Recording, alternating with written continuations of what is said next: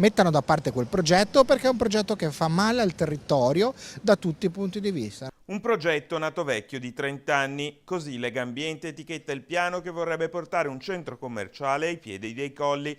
Neanche la scusa dell'occupazione, secondo gli ambientalisti, regge. Il commercio, sottolineano, è destinato a orientarsi sempre più sulle piattaforme online e che eredità lascerebbe un centro commerciale in quell'area? È chiaro che in un territorio come quello della Bassa Padovana, che ha una vocazione probabilmente agricola e anche turistica, visto che siamo di fatto a 2 passi dalle terme, e rovinare questo paesaggio implica perdere un valore aggiunto.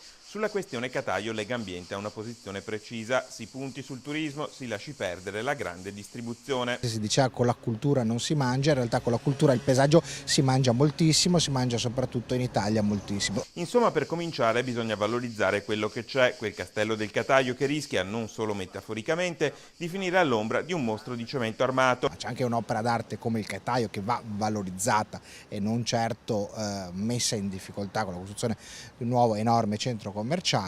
Quella è una zona che deve avere un'altra vocazione. Un piano vecchio di 30 anni, ribadiscono gli ambientalisti. Si pensa in una maniera un po' vecchia di 30 anni fa, no? Che il centro commerciale porta lavoro. Il mondo in realtà evolve, lo abbiamo visto tutti, abbiamo visto come i cellulari nel giro di un 7-8 anni hanno stravolto la nostra vita.